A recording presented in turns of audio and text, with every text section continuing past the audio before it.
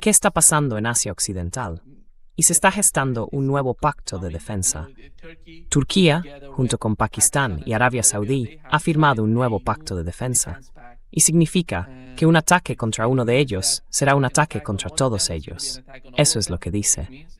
Pero Erdogan afirmó que será algún tipo de acuerdo basado en la disuasión colectiva, que contribuirá a reforzar nuestra cooperación en materia de seguridad y defensa, a desarrollar proyectos conjuntos en la industria de defensa y a combatir el terrorismo.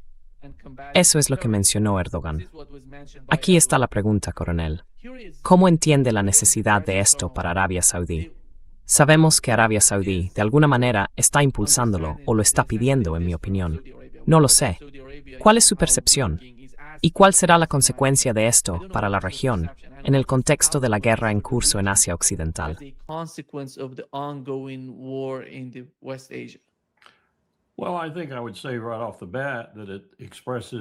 Bueno, creo que diría de entrada que esto expresa la preocupación general de MBS y de la familia real por la creciente falta de preocupación de Estados Unidos por su seguridad. Pero cuando dijiste eso, y dijiste que incluía un artículo 5, lo primero que se me pasó por la cabeza fue, vale, supongamos que la fastidiamos aún más de lo que ya la hemos fastidiado, y que Irán pasa al segundo, al tercer e incluso al cuarto nivel de objetivos que probablemente tenga en sus ordenadores, por así decirlo. Solo quiero ver qué hacen Turquía y Pakistán si esos objetivos están en Arabia Saudí, cosa que sospecho que ocurre con varios de ellos. ¿Qué van a hacer? Van a hacer realidad nuestras observaciones proféticas sobre que esto se extienda muy rápida y profundamente. Van a entrar en la guerra con Irán del lado de Arabia Saudí y en última instancia, Judeanosaurs. Me atrevería a decir que no es, pero ahora quiero esperar con things.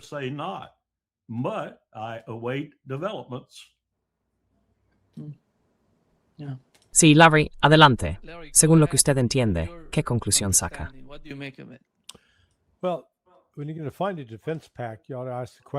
Bueno, cuando vas a firmar un pacto de defensa, deberías preguntarte, ¿contra quién esperas luchar?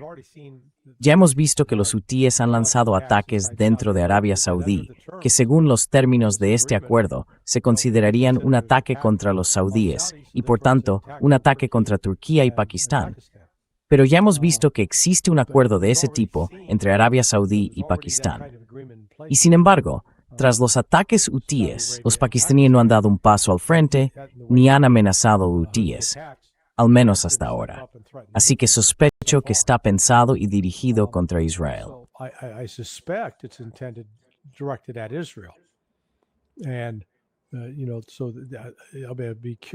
Y bueno, tengo curiosidad por ver cómo reacciona la prensa hebrea a esto. Porque crear ese tipo de alianza es, al menos sobre el papel, algo que si fueras un planificador militar en Israel, tendría que preocuparte mucho. Pero ya sabes, Erdogan firma algo. No es más que un bocazas. Hablará con mucha dureza, pero mientras esté ganando dinero con el petróleo que vende a Israel, no va a hacer nada que ponga eso en peligro. Pakistán se ve a sí mismo, y digo esto por parte de inteligencia que se nos está compartiendo a Pepe y a mí. Los pakistaníes tienen desde luego una visión inflada de sí mismos. Se ven como diciendo, bueno, ahora somos una potencia global emergente. There's me go.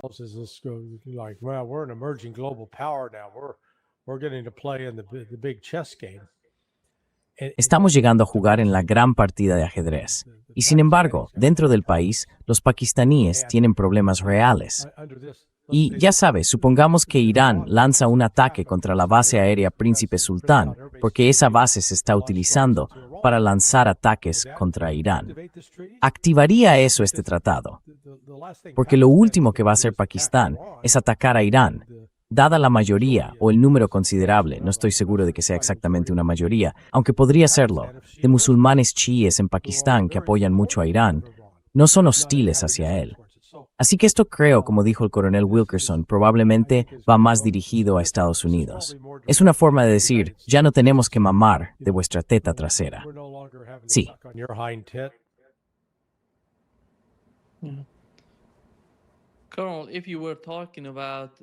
Coronel, si estuviera hablando de este tipo de pactos en la región antes de que empezara la guerra, sería algo casi delirante. ¿Por qué necesitan hacer esto?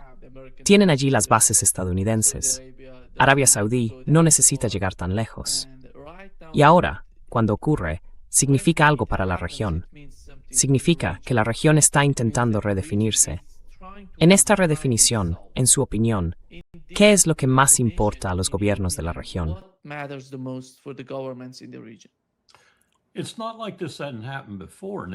No es que esto no hubiera pasado antes, Nima. Y ha implicado incluso a Turquía. Recuerda aquella disputa entre Qatar y Arabia Saudí.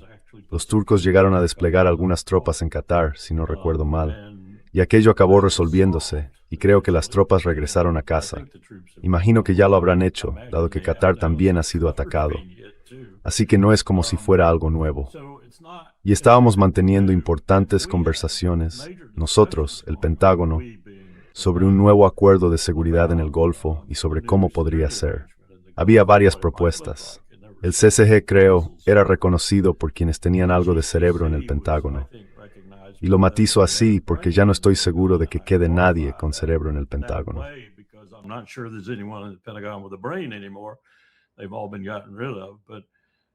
Han acabado con todos ellos. Pero cualquiera con un poco de sentido podía ver que el CCG era, en el mejor de los casos, negligente y en el peor, incluso perjudicial. Así que se estaba trabajando de verdad en cómo diseñar una nueva arquitectura de seguridad para la región.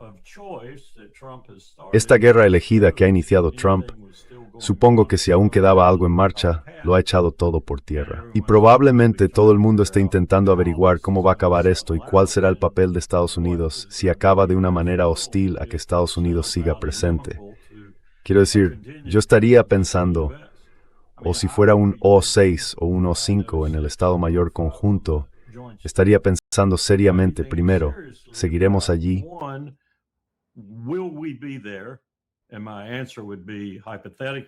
Y mi respuesta sería, al menos hipotéticamente y yendo cada vez más a lo concreto, no.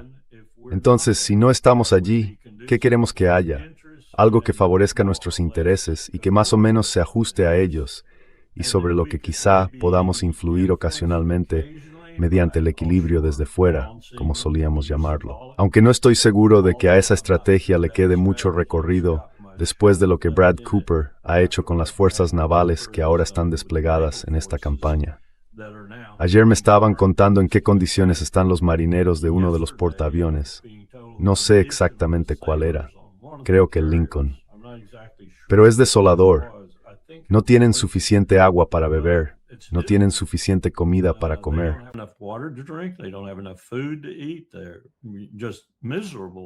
Están sencillamente miserables en ese barco, lo cual demuestra la atención que los oficiales de guerra de superficie de la Armada prestan a sus tropas, por así decirlo. Así que bueno, no sé qué está pasando ahora mismo, pero sí sé que se está considerando un pensamiento estratégico sólido e incluso un planteamiento operativo. ¿Qué tipo de acuerdo debería sustituirnos si logramos salir con éxito de este desastre que ha creado Trump? ¿O con qué estaríamos cómodos en términos de seguridad en la región? Porque no creo que podamos limitarnos a decir, vale, nos vamos de allí y desaparecemos. Creo que necesitamos algo allí, no muy distinto de lo que teníamos antes, cuando teníamos al Shah y cuando teníamos a Saddam para contrapesar al Shah y cosas así.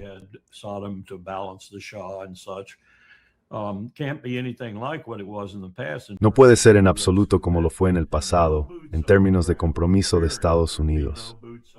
Y nada de tropas sobre el terreno, punto. No habría tropas sobre el terreno.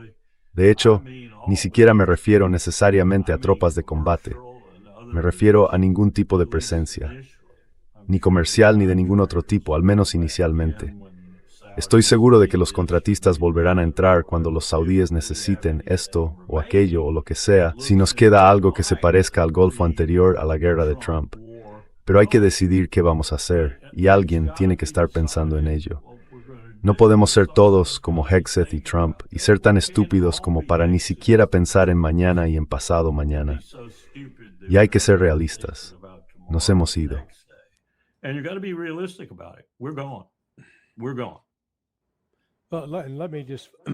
Estamos acabados. Déjeme insistir en eso, especialmente en las condiciones en la Armada, tanto para los marineros como para los marines. Hace unas 2 semanas empecé a recibir correos electrónicos de una madre enfadada, muy cabreada. Me los enviaba y decía, mire, por lo visto, había hablado con este periodista de USA Today. Ese periodista publicó un artículo en abril. El titular que le pusieron los editores era algo así como: el gobierno de Estados Unidos suspende la entrega de correo a marineros y marines a bordo de los buques.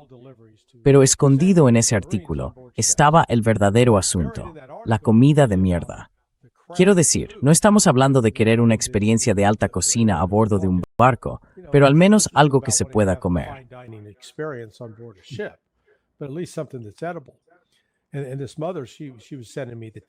Y esta madre me estaba enviando los mensajes que se había intercambiado con su hijo. Dijo que había perdido unos 14 kilos y me mandó la foto del chico cuando volvió a casa. Ya sabe, estaba demacrado. Y pensé, bueno, es una madre. Pues el fin de semana pasado estaba en Chattanooga, Tennessee, en la conferencia de Robert Barnes. Había distintas sesiones en las que la gente podía acercarse, conocerte y charlar contigo. Así que empecé a hablar con la gente. Se acercó una mujer y empezamos a conversar. Y de algún modo mencionó de pasada que su hijo, que es marín, el hijo de la otra mujer, era marinero y estaba en el Trípoli. Y con esta madre salió el tema de que su hijo acababa de volver de un despliegue. Y le dije, ¿dónde estuvo?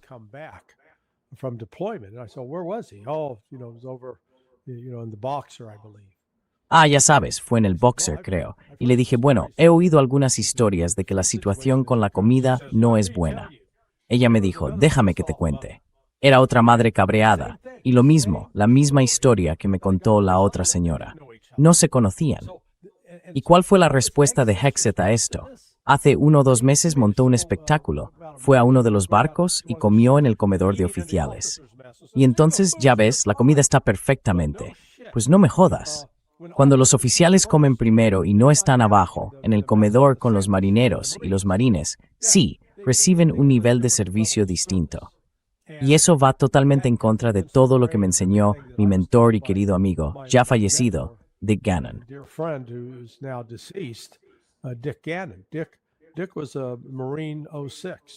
Dick era un coronel de los Marines. Había mandado el 5º Regimiento de Marines y de hecho ayudó a establecer la seguridad diplomática en el Departamento de Estado. Pero esa es otra historia. Pero hombre, me inculcó muchas cosas porque era mi jefe. Yo era su único empleado, ¿vale? Así que, literalmente, me sentaba al otro lado de su escritorio. Mi cometido cada mañana era llevarle un donut de chocolate. Pero hombre, me enseñó que los oficiales comen los últimos. Tienes la responsabilidad de cuidar de quienes están bajo tu mando. Y hombre, la actual hornada de oficiales a bordo de ese buque, oficiales de la Marina y de los Marines, está fallando. Y eso se refleja en toda la cadena de mando, hasta arriba del todo, hasta Donald Trump.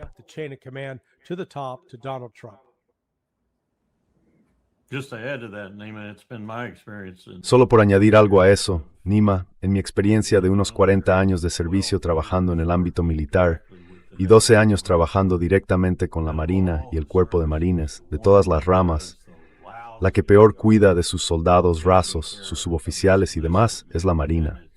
Y los peores en eso, los absolutamente peores, son los oficiales de guerra de superficie, tal como describió Larry. Son terribles. Terribles. Están entre los peores líderes y los peores a la hora de elevar la moral de las tropas de todas las ramas. Y lo estamos viendo reflejado ahora mismo. Los Marines, he tenido mucha experiencia con ellos, ya sabes, 12 años con los Marines. Son un poco distintos y tienen una actitud más parecida a la del ejército. Comer los últimos y cosas por el estilo.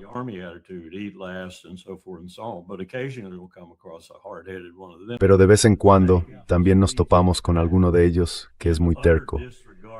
Pero la Marina se lleva la palma en el desprecio absoluto. Antes decíamos que la Marina no sabe que existe tierra firme. Estás en ese barco y eres un esclavo. Ni siquiera saben que tienen tierra firme. En tierra no hay moral. La moral está en el mar. Y se supone que deberías tener la moral alta porque te alistaste en la Marina para ver el mundo. Y mira, estás viendo el mundo. Esa es su actitud. Y no digo esto para denigrar a la Marina. Lo digo para decir la verdad.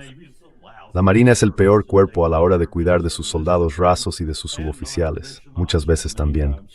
Aunque cuando ascienden de rango, tienden a acercarse a los oficiales de carrera, y dejan de interesarse tanto por los marineros. Es simplemente la naturaleza de la bestia. Sí,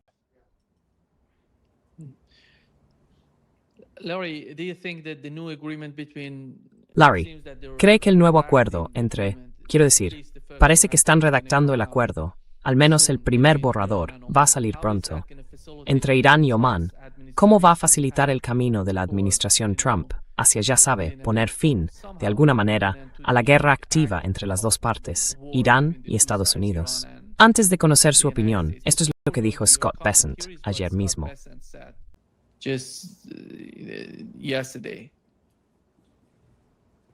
El tesorero de la tienda de todo a 5 y 10 centavos.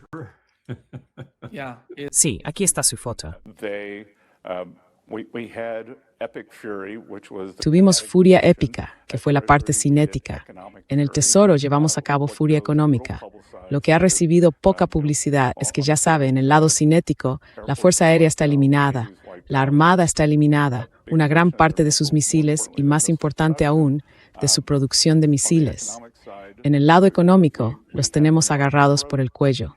Tienen una inflación alimentaria del 150, 180%. Y no pueden pagar a las tropas. Así que creo que en breve, quizá incluso hoy o mañana, veremos un acuerdo. Un alto el fuego de 30 o 60 y el estrecho estará abierto. Los precios de la energía deberían bajar.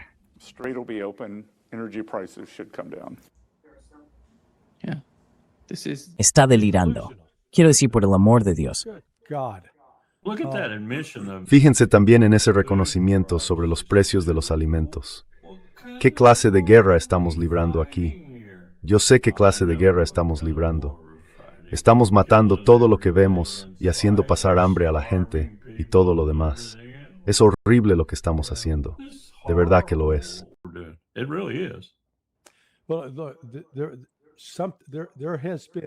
Bueno, mire, ha habido un cambio en la política de la administración Trump. He recibido otro indicio, como yo lo llamo. El CAT de inteligencia del CENTCOM ha sido desactivado. Déjeme intentar explicar lo que significa. Antes de que empezara la guerra, el 28 de febrero, en el cuartel general del Mando Central, aquí arriba, en la base aérea de MacDill, justo al norte de donde estoy, activaron un equipo de acción ante crisis. En inteligencia, tienes tanto la sección de inteligencia, el JORA-2, como por otro lado, el área de operaciones. Pero cuando activas ese equipo, la función de inteligencia consiste tanto en proporcionar alertas e indicadores de amenazas emergentes, etc., como en facilitar información sobre objetivos y actividades del otro bando. El hecho de que ahora lo hayan desactivado, de que lo hayan apagado, un amigo me mandó una nota. Me dijo que uno de sus colegas va a tener su primer fin de semana de 4 días desde el 20 de febrero.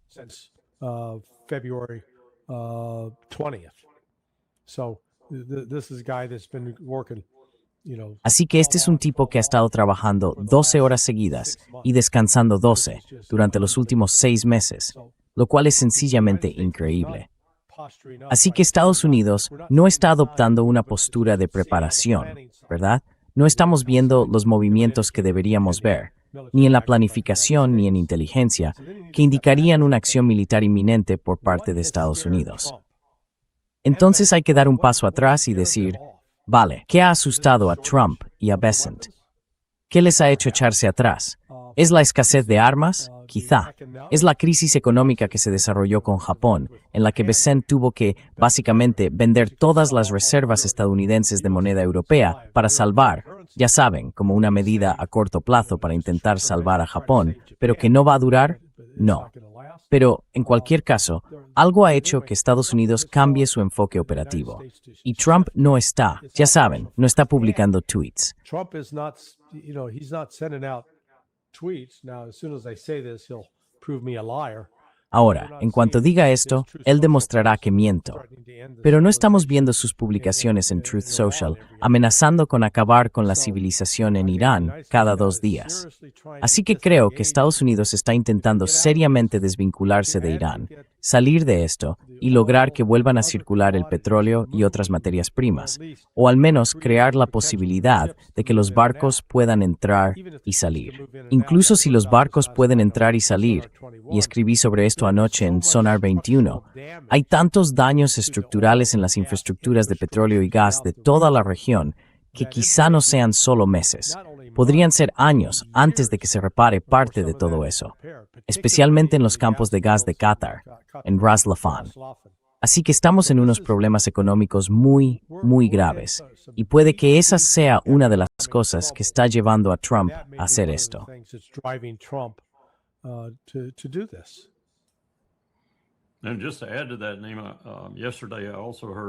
Y por añadir algo más a eso, Nima, ayer también escuché que los comandantes de los mandos combatientes, en particular Alexus Grinkowicz en Europa, habían vuelto a informar al jefe sobre el agotamiento de las municiones.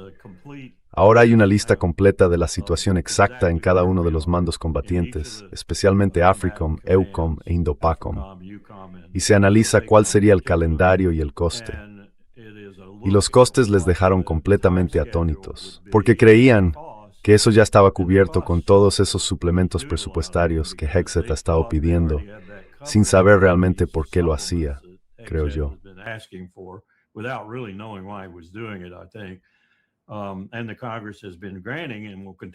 Y lo que el Congreso ha estado concediendo y al parecer seguirá concediendo en la nueva NDAA no va a cubrirlo. Claro, eso parte de la base de que Lockheed, RTX, Grumman, Boeing y todos los demás volverán a cobrar una barbaridad y les aseguro que lo harán. Pero en fin, lo estaban analizando de forma realista, desde la perspectiva de los comandantes combatientes, no desde esa perspectiva geográfica, increíble y expresada con ignorancia que Bessent y Hegseth difunden continuamente. Y les preocupa seriamente la capacidad para hacer las cosas no solo durante los próximos 6 meses, sino en los próximos 5 años.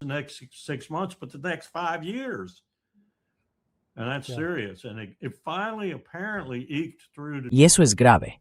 Y al parecer, por fin le ha calado a Trump. Sí. Y además de eso, mientras investigaba sobre esto, me encontré con una estadística que me dejó impactado. El 78% de las armas, llamémoslas sistemas avanzados de armamento, los que tienen guiado de precisión y demás, el 78% depende de 5 minerales y metales de tierras raras que proceden de China y que China controla prácticamente por completo. Uno de ellos es el galio, otro es el wolframio. China controla el 78% de la cadena de suministro. Bueno, si entramos en conflicto con China, ellos ya nos han cortado el suministro. Esa es otra cosa que creo que la gente no aprecia ni se da cuenta. China ya nos ha cortado el acceso a algunos de los suministros que necesitamos para llevar a cabo estas guerras disparatadas.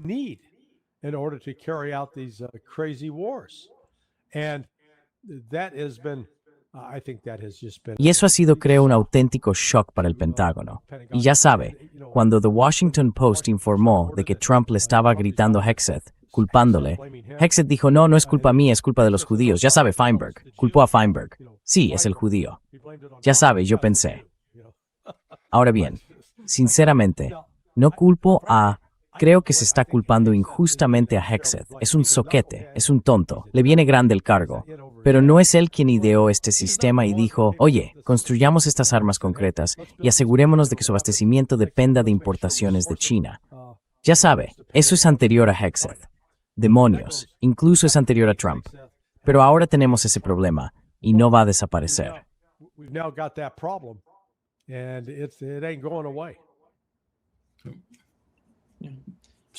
Parte de esto le va a abocar a esa sonrisa engreída, Bessent. Sí. Yes.